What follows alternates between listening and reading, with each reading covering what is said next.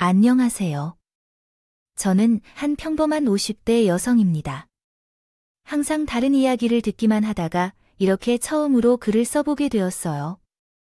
얘기하고 싶은 것은 제 유일한 딸의 시댁, 즉 사돈댁에 관한 얘기인데요. 딸이 그 집안 식구들, 특히 사부인 때문에 참으로 힘든 시간을 많이 보냈거든요. 일반적인 시집살이란 것은 아니었어요. 상상조차 할 수 없는 온갖 엽기적인 방법으로 제 딸을 괴롭힌 거죠. 다행히 놀라운 분의 도움으로 딸을 구하고 나름의 복수도 할 수 있었어요. 그 특별한 사연은 이제부터 차근차근 소개해 드리겠습니다. 박복한 팔자라는 말이 있잖아요. 저도 정말 그랬어요. 어릴 때 아버지가 잦은 바람을 부려서 어머니께서 일찌감치 집을 나가셨는데 그 후로 아버지가 데려온 계모에게 허구한 날을 맞으며 살아왔어요. 16살 때쯤 되어서 삼었던 가난과 어려움에 지쳐 맨몸으로 도망쳤어요. 정처 없이 이리저리 떠돌던 중 서울의 한 달동네에 정착했는데 거기서 만난 남자와 함께 살림을 꾸렸어요. 제 행운 없는 팔자는 참 어쩔 수 없더라고요.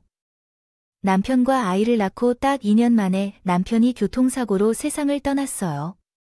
하나뿐인 남편이 먼저 떠나니 참으로 막막했었죠.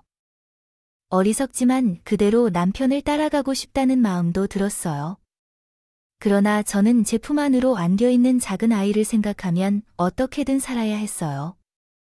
저는 엄마처럼 제 딸을 무책임하게 버리고 싶지 않았고 남부럽지 않게 사랑을 듬뿍 주며 키우고 싶었어요. 그래서 딸을 포대기에 들쳐업고 돈을 벌 수 있는 일이라면 불법적인 것 빼고 모두 해왔어요. 식당 설거지, 시장 생선가게 마감 청소, 섬유공장 등 1년 365일 하루도 쉬지 않고 죽어라 하면서 견뎌냈어요. 시간이 지나면서 몸은 점차 망가져갔고 과로로 인해 남들이 부러워하는 권리도 다 받으면서 처절했어요. 취급당했지만 많았습니다. 그럼에도 불구하고 매일 가기 꿋꿋하게 감당했죠. 이 덕분일까요? 딸은 어디 한 자라듯 곳 없이 바르게 잘 자라낼 수 있었어요. 어릴 때부터 교내외 명예회생이란 상의 때부터 뺑소니 하는 것입니다. 그 모범생이었으며 공부도 잘해서 그저 그렇게 한 번 봐준 적이 없었는데 남들이 이름만 들어도 아는 명문대에 한 번에 입학에 성공했죠. 대학 입학식 날 딸을 끌어안고 얼마나 울었는지 몰라요. 죽은 남편을 생각하고 딸을 키우는 동안 겪은 어려움도 주마등처럼 스쳐 지나갔습니다. 딸도 저까 울고 있다는 것을 보고 울컥했던 것 같아요. 꽉 끌어안고 이젠 자기도 다 컸으니 걱정 말라고. 얼른 학교 졸업하고 취업해서 엄마를 호강시켜 주겠다고 했대요. 말만으로도 참 기특했네요. 그때는 정말 몰랐어요. 그런 딸이 내 뒤통수를 칠 줄은 말이에요. 딸의 졸업이 반년 정도 남은 어느 날이었어요. 그때 저는 마트 캐셔로 일하고 있었는데요. 평소처럼 주말 출근을 끝내고 집에 돌아오니 딸이 저를 기다리고 있었고 옆에는 젊은 남자도 함께 있었어요. 갑작스러운 상황에 당황스러워하며 딸이 조심스럽게 입을 열었어요. 엄마, 인사해. 내 남자친구 강재욱이야, 라고 말했어요. 뭐, 너 남자친구 생겼니? 엄마한테는 그런 말 없었잖아. 아직 사귄 지 3개월밖에 안 됐어. 일단 인사부터 해야지. 민망하겠다. 딸의 첫사랑에 그제야 남자에게 시선을 돌렸어요. 정고 사랑스러웠지만 그래도 딸보다 6살은 많았어요. 어머님 안녕하세요. 아, 이렇게 갑작스럽게 찾아와서 정말 죄송합니다. 아니요, 아닙니다. 제 이름은 강채욱이에요. 너무 가벼운 마음으로 편하게 말해주세요. 그래도 꽤 예의 바르고 상냥한 분 같더라고요. 얼어있던 마음이 좀 풀렸어요. 함께 저녁을 먹으며 이런저런 대화를 했어요. 딸의 남자친구는 딸보다 5살 연상이었고 그 젊은 나이에 작은 벤처기업을 운영하고 있었습니다. 딸과는 대학 동문으로서 학교 행사에서 우연히 만나 관계가 발전했다고 합니다. 학교 졸업생들 중에 성공한 사람들을 따로 추려서 강연 같은 것을 부탁하게 되었고, 그래서 남자친구가 올해 초에 학교에 와서 강연을 했었습니다. 아마 그 강연자들 중에서 최연소였을 것입니다. 정말 대단하지요. 남들은 한창 회사 다닐 나이에 벌써 사장님 소리를 듣다니 부모님도 참 기뻐하실 것 같네요. 아유, 아닙니다, 어머님. 별것도 아닌데. 그렇게 너무 칭찬해 주시면서 미망하게요. 그렇게 나름 하하호호 즐거운 분위기 속에서 대화를 나누는 것이 얼마나 됐을까요? 시간도 이미 늦었겠다 생각하면서 이제 그만 가보라 고 말하면서 먼저 자리에서 일어섰습니다. 그러던 중 갑자기 딸과 그녀의 남자친구가 굳은 표정으로 나를 붙잡았어요. 엄마, 잠깐만요. 제가 할 얘기가 있어요. 무슨 일이에요? 그렇게 말하자 딸이 보이지 않는 정도로만 내 말을 듣고 입을 열지 못했어요. 그러자 딸의 남자친구가 대신 나서서 말했습니다. 어머님, 사실은 승희가 애를 가졌어요. 이제 6주가 지났답니다. 뭐라고? 우리 딸이 무엇을 가져왔다고요? 죄송합니다, 어머니. 제가 좀 더 조심해야 했는데요. 그래도 승희와 그 아이를 꼭 낳고 싶습니다. 허락해 주십시오. 너무 큰 충격으로 다리에 힘이 빠지더라고 해요. 그대로 바닥에 주저앉으려는 저를 딸이 얼른 부축했습니다. 엄마. 괜찮아요. 괜찮다니까요. 넌 엄마가 괜찮아 보이니 너와 남자친구 말이 사실이냐고요. 진짜 애를 가진 게 맞니? 미안해, 엄마. 뭐라고 해야 할 말이 없어요. 내가 너를 어떻게 키웠는데 딸에 대한 배신감에 온몸이 덜덜 떨렸어요. 흔한 사춘기 어느 날, 나를 뒤에서 몰래 만나러 온 남자와 애를 낳겠다는 딸이 있어서 내가 간신히 정신을 차리고 딸을 향해 거칠게 입을 열었어. 아직 대학 졸업도 하지 않았는데 애를 낳아서 어떻게 할 계획이야? 애를 낳고 키우는 것은 농담이 아니야. 지금 지워야 하는데 어떻게 생긴 애를 버릴 수 있어? 내가 물었지. 그러자 내 딸은 이렇게 말했어. 나가서 책임을 지겠다고. 아직 어린데 성인으로서 애를 낳고 키우는 것에는 법적인 문제가 없어. 재욱 오빠도 나를 도와주겠다고 해. 올해 안에 쉬고 애를 낳을 거야.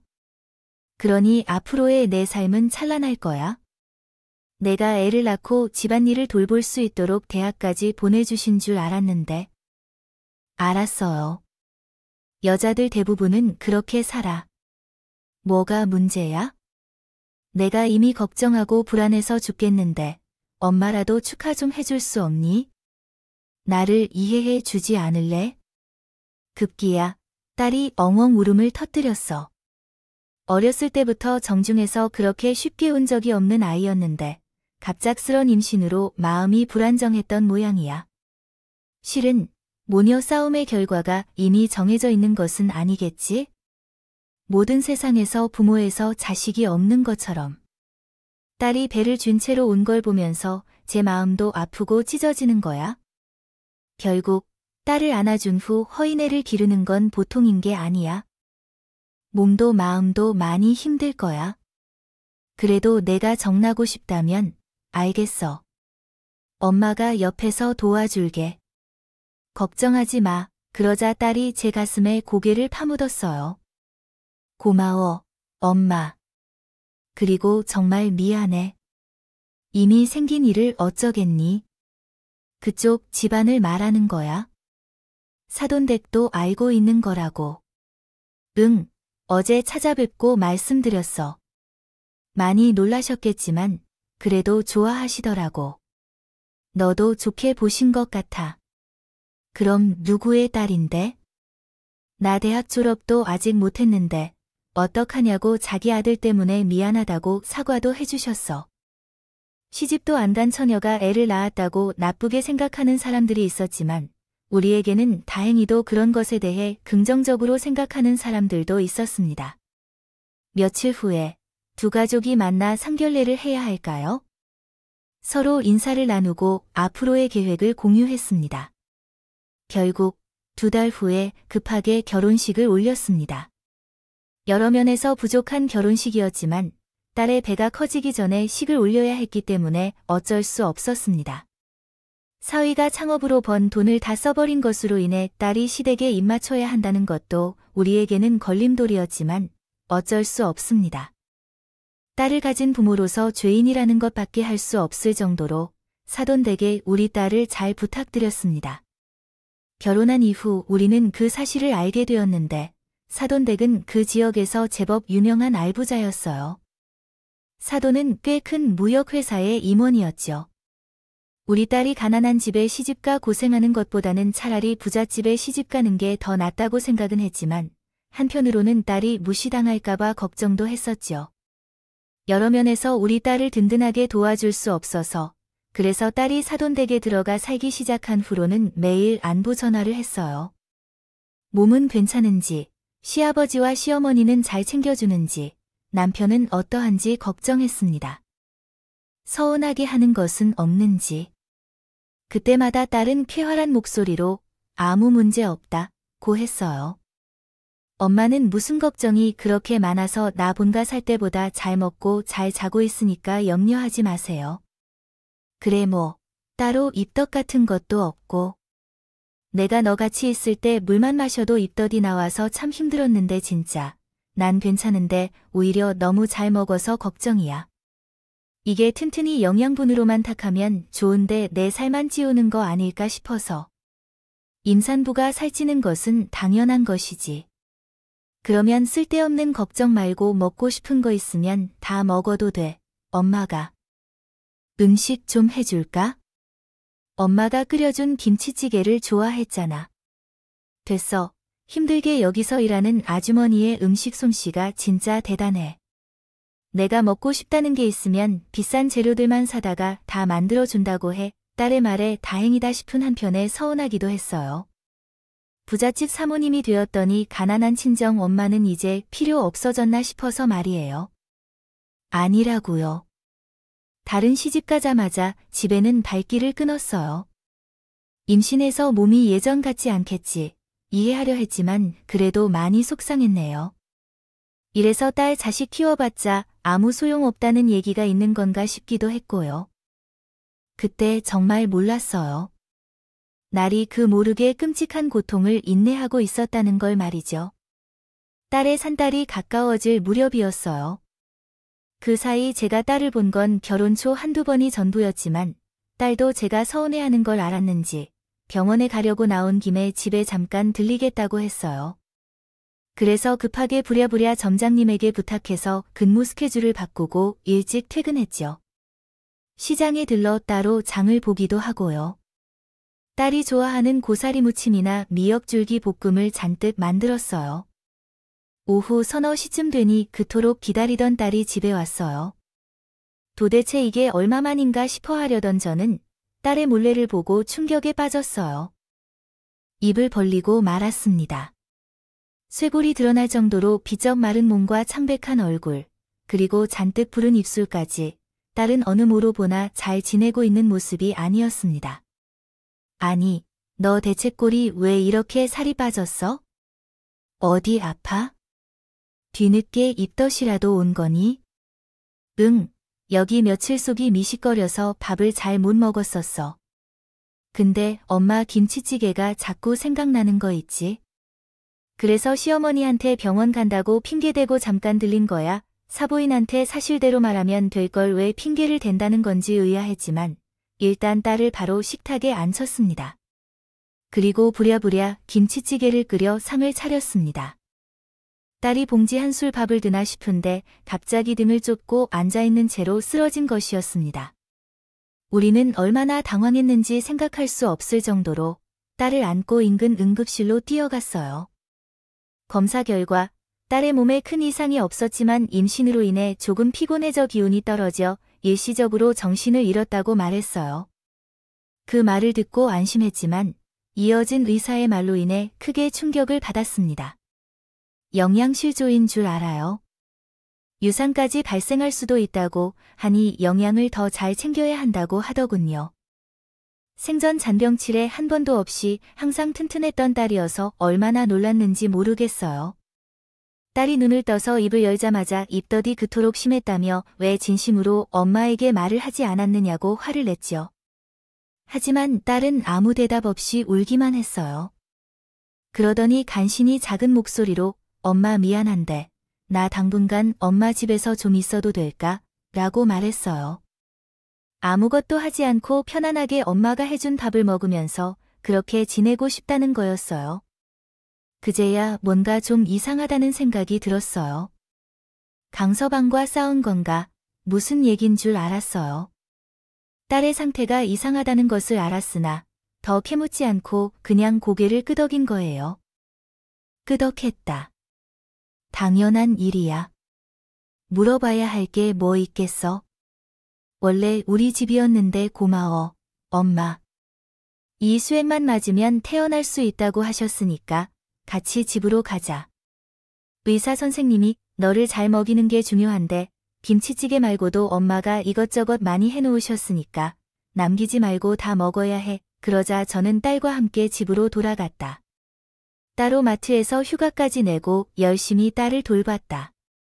딸은 입덧 때문에 고생한다는 말이 무색할 정도로 제가 준 음식을 참 잘 먹더라고. 그렇게라도 다행이야. 일주일 정도를 그렇게 있다가 시댁으로 돌아갔다. 딸을 보내고 나니 마음이 참 그렇더라고요. 또 입덧 때문에 밥도 제대로 못 먹고 있는 건 아닌지, 혼자 울고 있는 건 아닌지 걱정이 들었어요. 전화해서 물어봐도 그저 다 괜찮다고만 하는데 믿을 수가 있어야죠.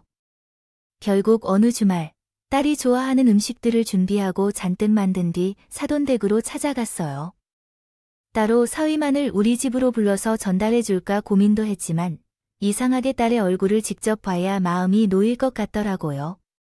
미리 간다고 말은 해야 할 것 같아서 딸한테 전화했는데 받지 않더라고요. 그래서 설마 쫓아내겠어? 심정으로 출발했어요. 전에 한 번 사돈댁을 방문한 적이 있어서 헤매지 않고 바로 찾아갔어요. 여전히 집이 으리으리하더라고요. 제가 사는 낡은 빌라와는 비교도 안 되는 고급스러운 2층 주택이었어요. 내심기가 죽었지만 용기를 내서 초인종을 눌렀어요. 집에 계신 사모님이 놀라면서 저를 안으로 모셨어요. 아니, 사모님이 갑자기 여긴 어떻게 연락도 없이 풀쑥 찾아와서 죄송해요. 근처에 오면서 반찬이라도 주려고 왔어요. 미리 말씀드리려고 했는데 애가 전화를 받지 않아서요.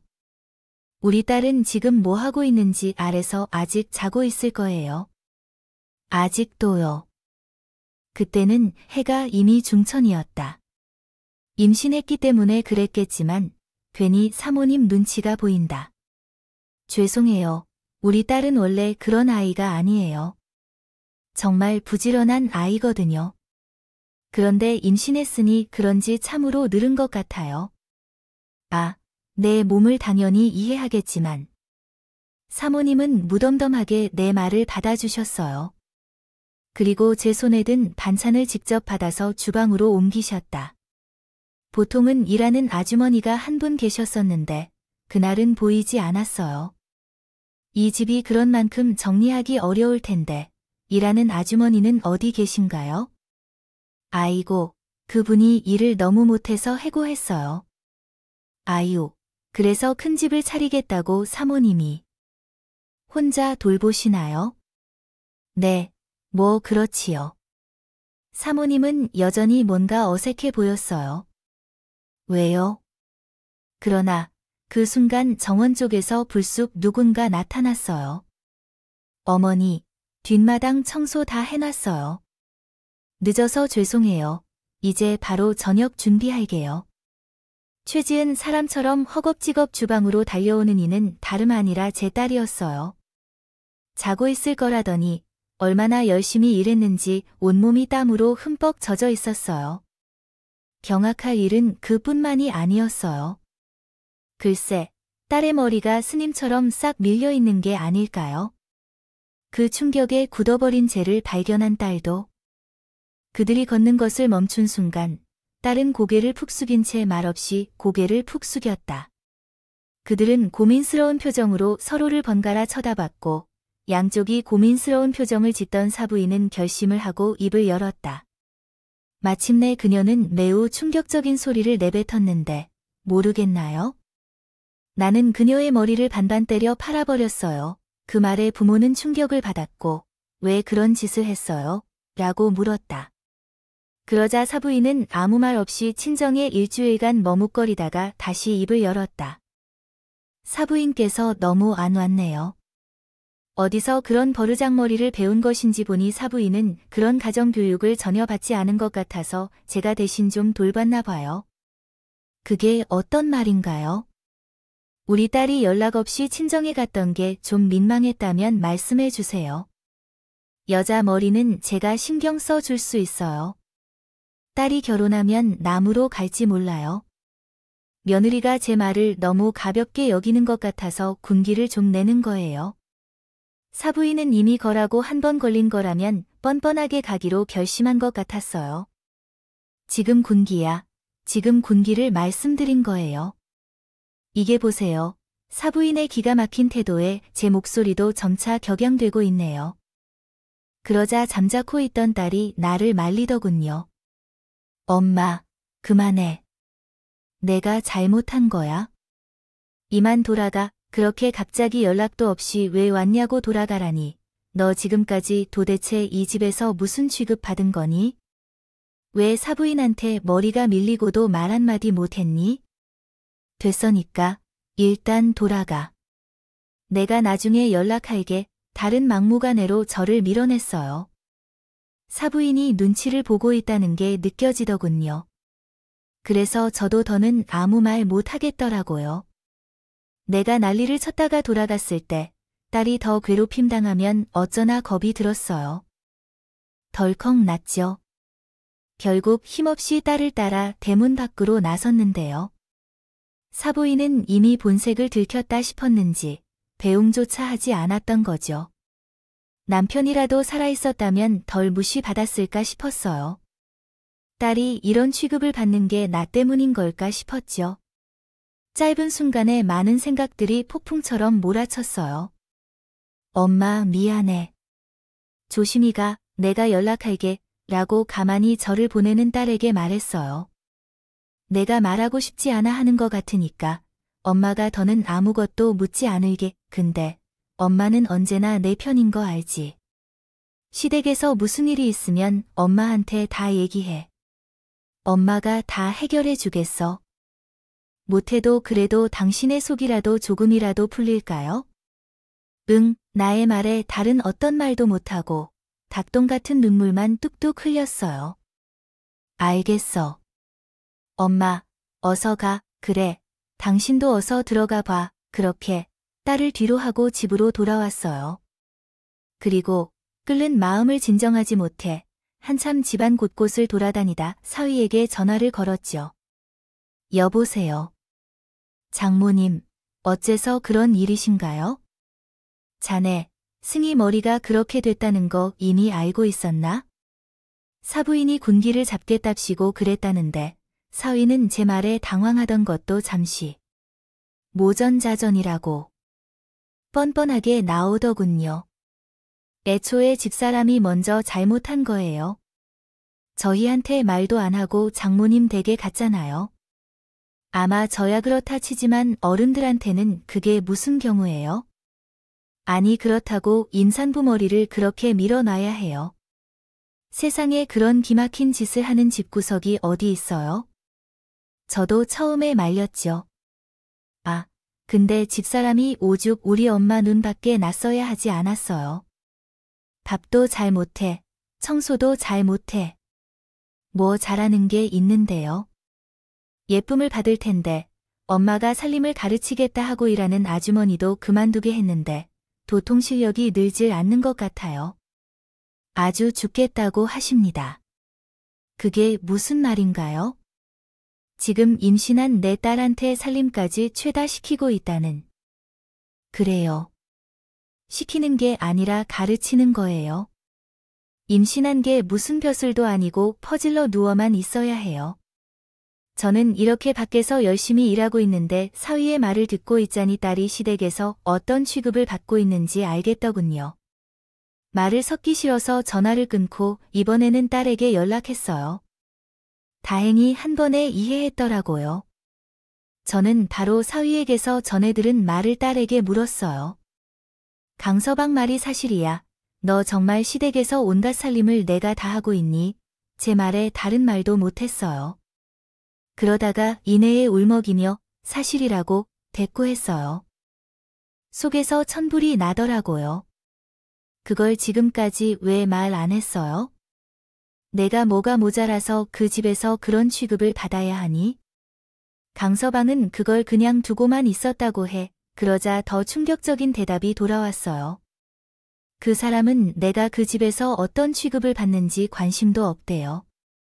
원래 운영하던 회사도 다 말아먹고 요즘은 새 사업한다며 이 여자, 그 여자를 만나면서 바람이나 피우는 놈이라고. 만약 그런 놈인 줄 알았다면 절대 결혼하지 않았을 텐데. 설상가상으로 사위가 바람까지 피우고 있다는데 정말 미칠 것 같다고 했어요. 안 되겠다 너. 당장 그 집 나와. 승희야, 그냥 이혼하라고. 요즘 세상에 이혼이 그렇게 큰 흠이라고? 아니야. 응. 그렇지만 그럼 뱃속에 우리 튼튼이는 어떻게? 난 우리 튼튼이만큼은 아빠 없이 키우고 싶지 않아. 나랑은 다르게 아빠 사랑도 듬뿍 받으면서 컸으면 좋겠어. 딸의 고백에 마음이 쿵하고 내려앉았어요. 그동안 딸이 제게 말하진 않았어도 아빠 없이 자란 서름이 꽤 컸겠구나 싶더군요.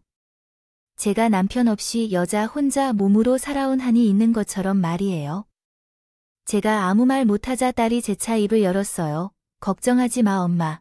아이 태어나면 그 사람도 정신 차릴 거야. 원래 남자들은 아빠가 되기 전까지는 그냥 아이라고 생각되지 그렇죠.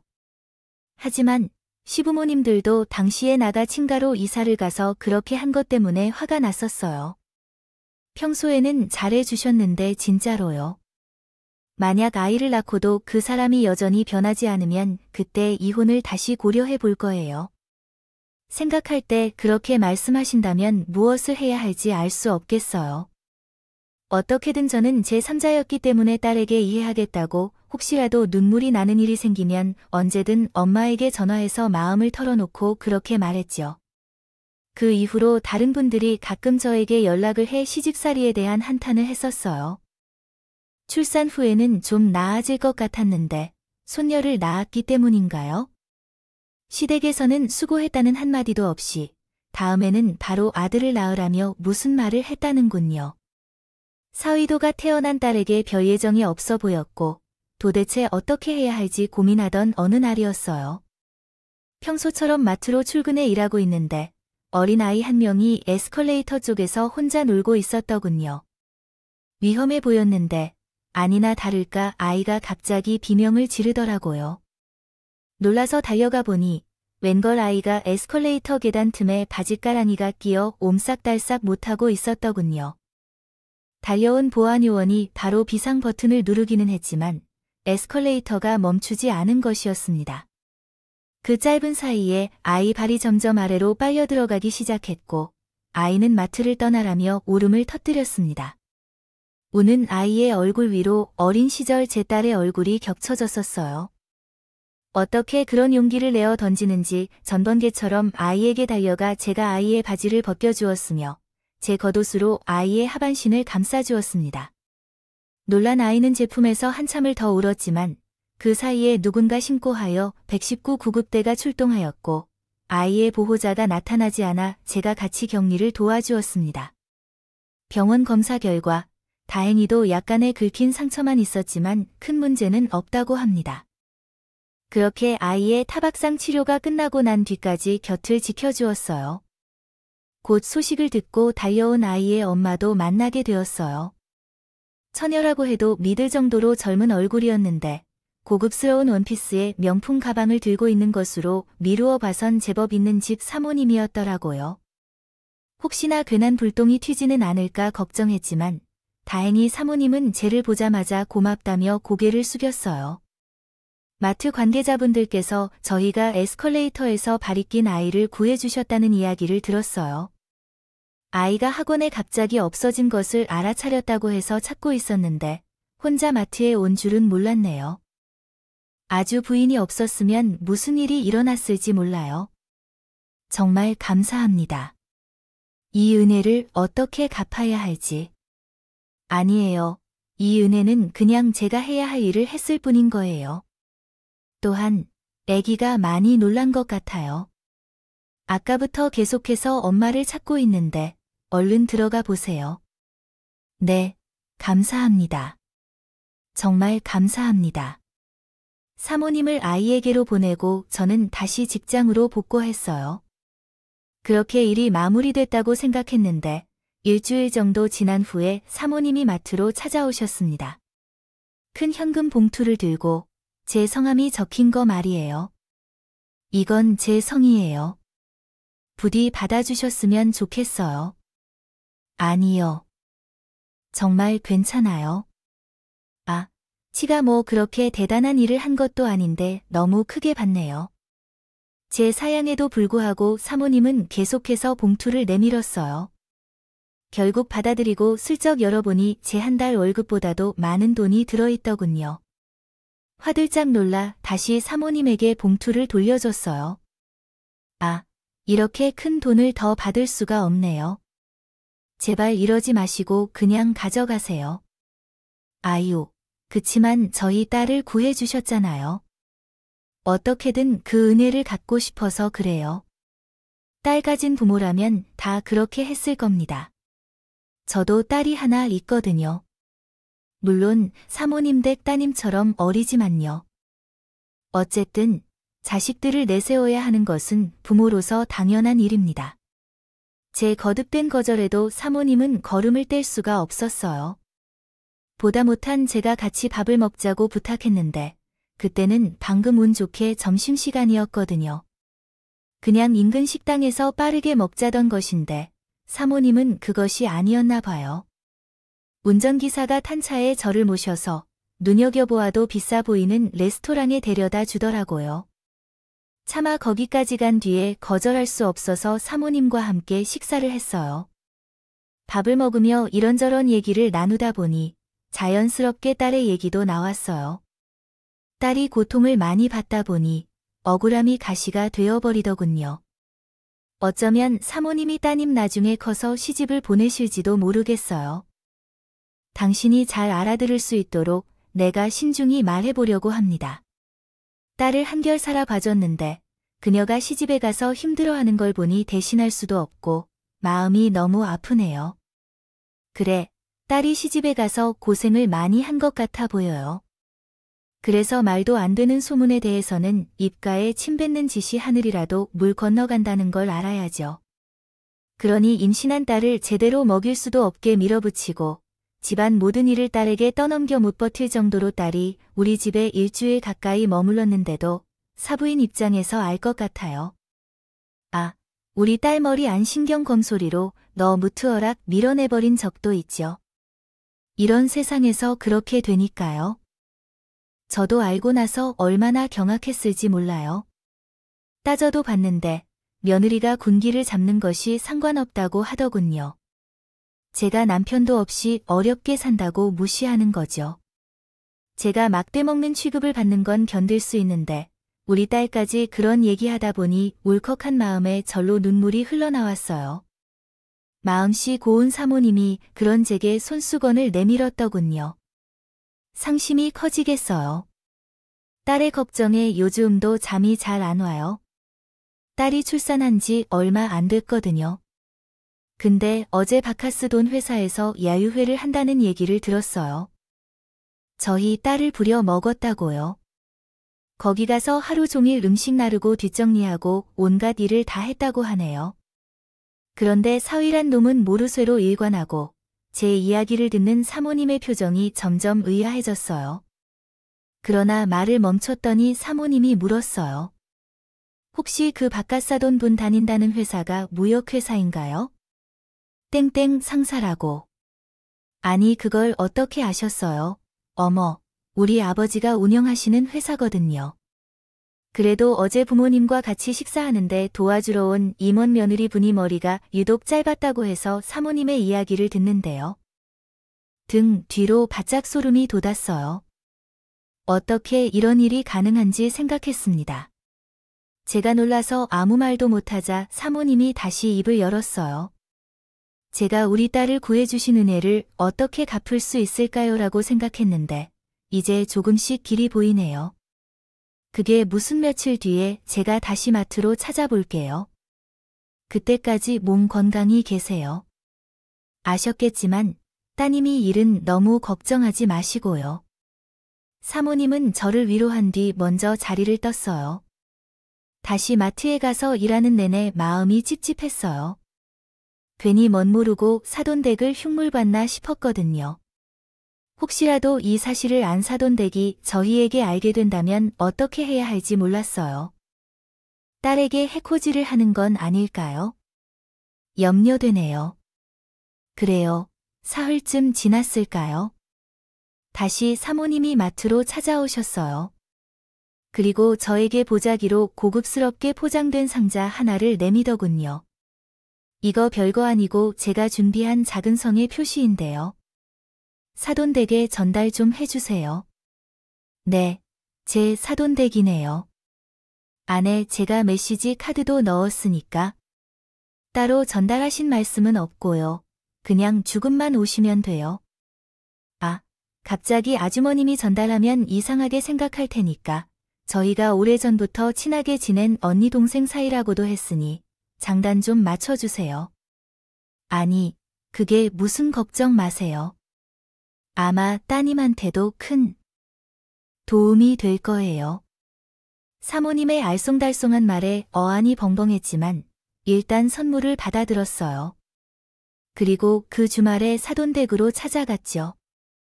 어쨌든 부탁을 받았는데 이대로 모른 척하는 건 찝찝하더라고요. 회사에서 박하사들한테 직접 주면 될 걸 왜 굳이 저를 시키나 의문이 들긴 했지만요. 갑작스러운 제 방문에 사부인은 대놓고 표정이 좋지 않았어요.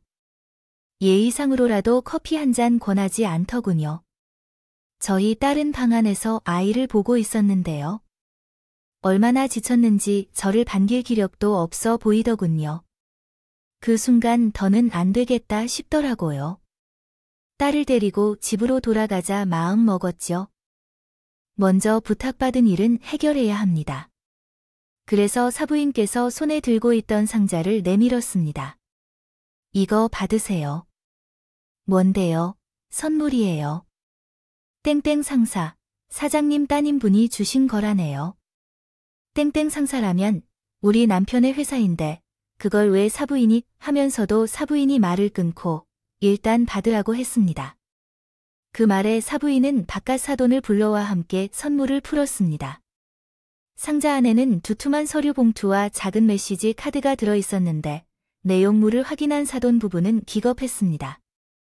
심지어 사부인은 다리에 힘이 풀려 바닥에 털썩 주저앉을 정도였습니다. 아, 이게 대체 무슨 하며 사부인은 손에 들고 있던 서류를 바깥 사람에게 흔들리게 해놓으셨네요. 당신, 이런 걸 다 증거로 남길 거라면 어떻게 하라고 알아서 처리하겠다고 했는데요. 아니, 난 이미 다 처리한 줄로 알았지요. 세상에, 이런 일이 어떡해요. 이게 회사에 알려지면 당신이 원하는 대로 잘리지 않을 거예요. 잘린다 함은 다 무슨 소린가요? 횡령죄로 감옥 갈 수도 있다고 하던 사람 부부는 뒤늦게 메시지 카드를 열어봤어요. 그리고 더욱이 저를 더욱 사색하게 쳐다보시더군요. 사부인이 회사 사장님의 따님과 막역한 관계였어요. 갑자기 알 수 없는 말이라 곰곰이 생각해 있는데 사모님이 했던 말이 떠올라 고개를 끄덕였어요. 어린 시절부터 알고 지낸 친한 언니와 동생 사이예요. 아니, 칭찬의 말씀을 하시지야. 그것도 모르고 제게 사부인이 울상을 짓며 메시지 카드를 내밀어 주셨어요. 그 내용을 확인한 후에는 경악하고 말았습니다. 거기에는 서류에 있는 횡령 사실을 우리 아버지에게 알리지 말지는 순전히 영숙 언니에게 달렸어요. 당연히 아버지께 알리려고 했는데 알고 보니 강 부장님이 영숙 언니인지 사돈이더라고요. 제가 어릴 때부터 영숙 언니와는 친자매처럼 지냈고 이것저것 도움도 많이 받았거든요. 그래서 강 부장님을 어떻게 다룰지는 영숙 언니의 뜻을 따를 예정입니다. 하고 쓰여 있었어요. 그제야 사모님이 무슨 일을 꾸몄는지 알게 된 저는 당혹했어요. 사모님이 제 마음을 모르는 사돈 부부는 갑자기 자기들끼리 무슨 일인지 수근거리더니 어쩌다가 제 쪽으로 다가왔어요. 어느새 얼굴에 비굴한 미소를 지은 채였거든요. 아이 사부린, 일단 그렇게 계시지 말고 이리 와서 앉으세요. 커피 괜찮으세요? 아니면 녹차나 홍차도 있어요. 달라진 두 사람의 태도를 보며 그제야 사모님이 제게 칼자루를 쥐어주셨다는 걸 알겠더군요. 든든한 뒷배가 생겼기 때문일까요? 그때부터 갑자기 허리도 쫙 펴지고 목소리도 크게 나오더라고요. 계속 무시하시다가는 언제고 이제 왔어요. 라며 전 우리 딸을 데리고 이만큼이나 했습니다. 가볼까요? 며느리를 데려가신다고 하세요. 왜 안 되나요? 내 딸은 데려가겠다는데. 이동안 집에서 우리 딸이 얼마나 힘들었을까요? 참을 수가 없어서 제가 데려가겠어요. 사알이시죠. 그렇게 하셔야겠죠. 하지만 서류를 처리하는 것에 대해 회사에 알려야 할 필요는 없죠. 글쎄요. 동생은 나에게 맡길 거라고 하는데 어떻게 해야 할까요? 그런데 그게 가능할까요? 두 분 다 이동안 나와 나의 딸에게 한 일을 알잖아요. 내 말에 무심히 외면하던 적도 있었어요. 그동안 어려운 일을 많이 해드렸었나요? 이해하겠습니다. 아래는 더 명확하고 자연스러운 한국어 표현으로 다시 작성한 내용입니다. 알겠습니다. 결혼은 집안을 합치는 것인데 저희도 이미 한 식구가 아니겠죠? 이 일이 알려지면 회사에서 곧바로 해고당합니다. 그것만으로 충분치 않아 횡령죄로 감옥에 가야 할지도 몰라요. 어쨌든 가족끼리 한 일인데 이런 말은 좀 심한 것 아닌가요? 외부인의 말에 너무 상대하지 말아야겠어요. 그분들이 우리 딸에게 한 일을 생각하면 더욱 너무하죠. 임신한 딸을 한 번도 모시지 않고 바로 결혼시켜버리고 밥도 제대로 챙겨주지 않으셨잖아요. 거의 유산까지 할 뻔했다는 사실을 알고 계신가요? 그래도 손녀가 태어나면 좀 나아질까 했었는데. 손주가 아니라 손녀가 태어났다며 모욕적으로 구박하셨죠. 우리 딸이 매일 밤 전화해서 얼마나 많이 울었는지 아세요? 아버지가 이젠 10가지 이상 할 말도 없습니다. 어른으로서 더 많이 며느리에게 기회를 주어야 했는데 이미 그때는 지나 버렸습니다. 기회는 찾기 힘들어요. 해외로 출국하는 것은 그저 회피 행위에 불과하죠. 이미 다 끝났으니 말입니다. 돈 문제는 사돈 부부가 손해를 입힌 것이니 법적 처벌을 받아야 하겠죠. 나는 딸의 방으로 들어가려고 했습니다. 그러자 사돈 부부가 제가 뒤에서 붙잡았습니다. 특히 사돈 부인은 내 무릎에까지 꿇고 애원을 시작했지요. 이것을 어떻게 회복해야 할지요? 이렇게 이야기할게요. 하나뿐인 아들을 가진 제게서요. 갑자기 만나서 임신시킨 여자에게 결혼해야 한다는 요구로 아들이 빼앗겼을 때의 기분에 그만 어리석은 생각을 했습니다. 만약 우리 아들이라면 더 좋은 여자도 만날 수 있었을까 하는 생각에 며느리를 괴롭혔습니다. 그 모든 것은 제 잘못이니 제발 회사만은 계속 다니게 해주세요.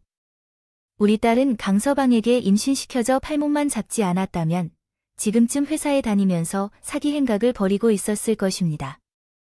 그렇게 앞길을 망친 것은 누가 누구인데 그따위 막말은 하지 마세요. 이제 놔둬서 됐으니 사부인 아무하게 해서 마음이 조급해지실까요? 아들놈도 데려와서 함께 무릎을 꿇어도록 해야겠네요. 꿈을 꾸지 마요. 제가 대답하기도 전에 밖에서 사돈이 허겁지겁 사위에게 전화를 걸었어요. 그리고 당장 집으로 오라고 하더군요. 그 사이 저는 딸의 방으로 들어가 당장 짐을 챙기라고 했어요. 딸은 어리둥절해 하더군요. 엄마, 갑자기 와서 그게 무슨 말이에요? 난 너 더 이상 이렇게 사는 걸 못 보겠다고 강서방이랑 이혼해. 제 말에 딸의 두 눈이 커달아졌어요. 이혼이라니?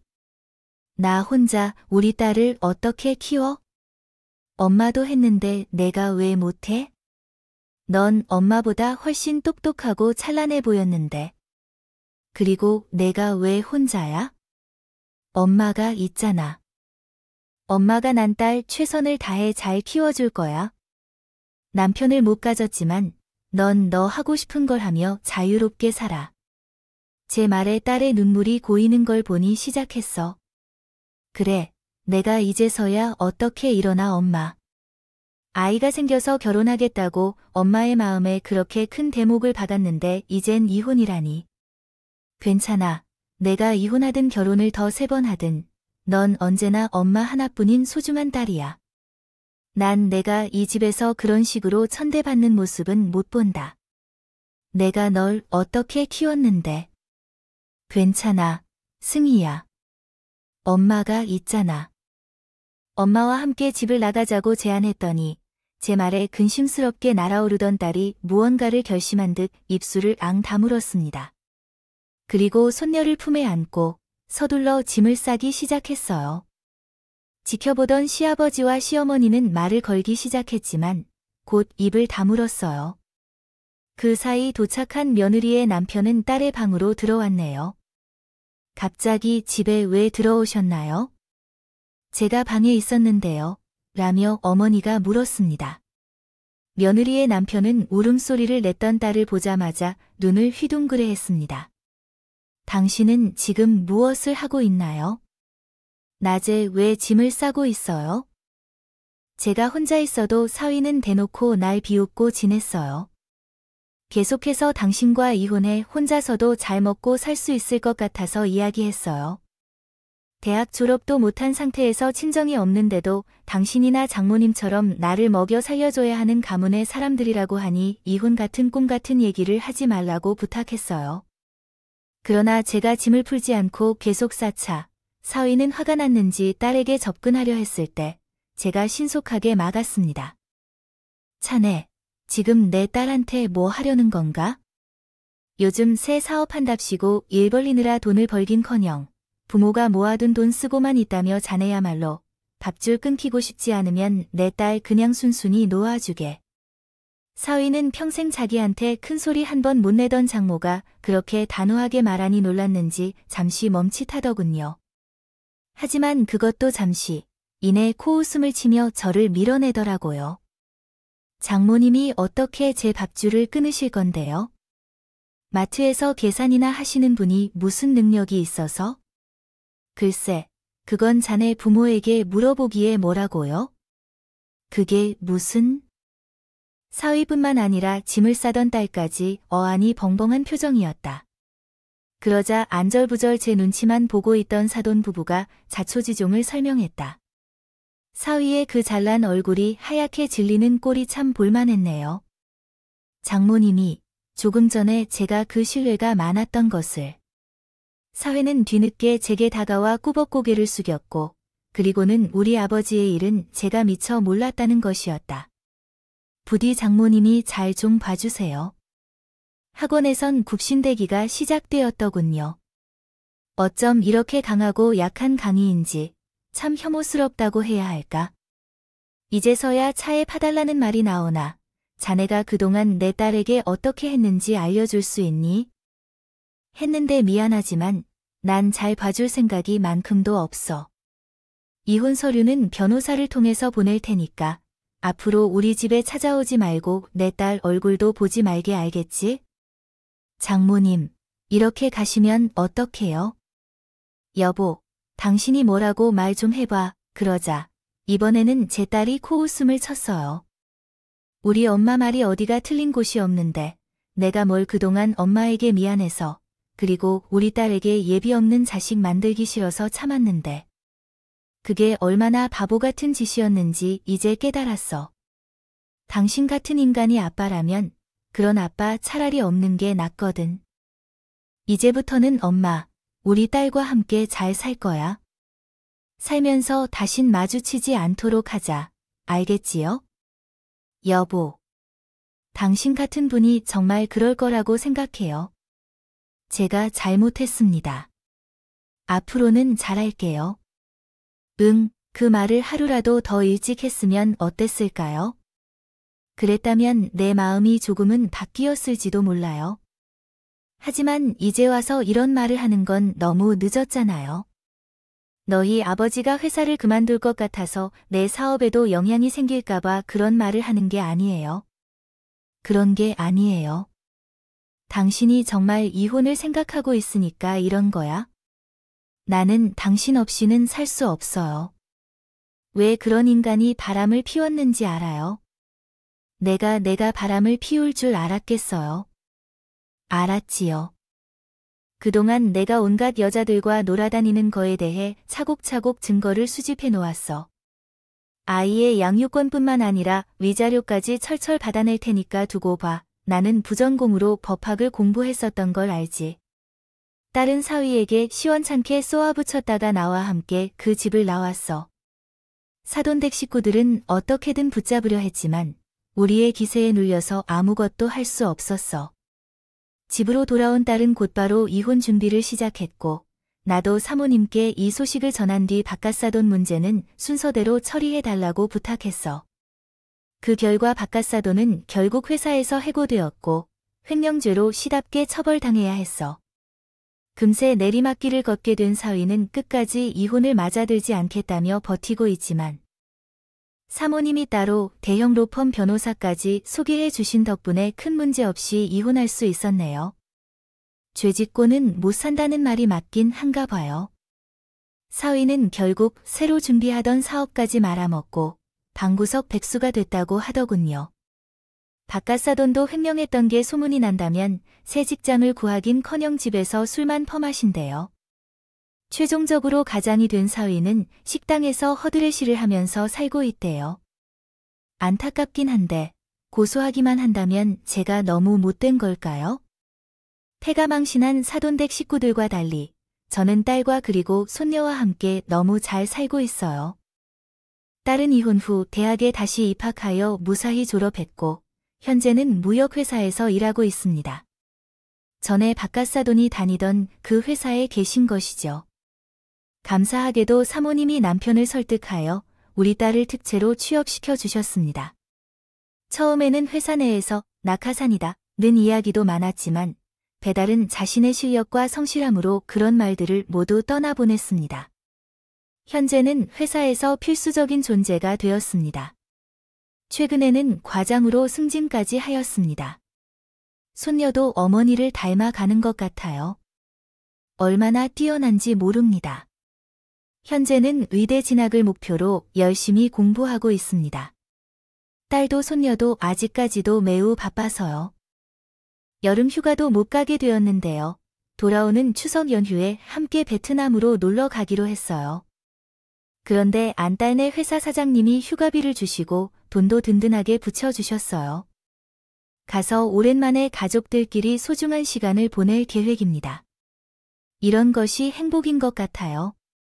긴 얘기 들어주셔서 감사합니다. 모두 건강하세요.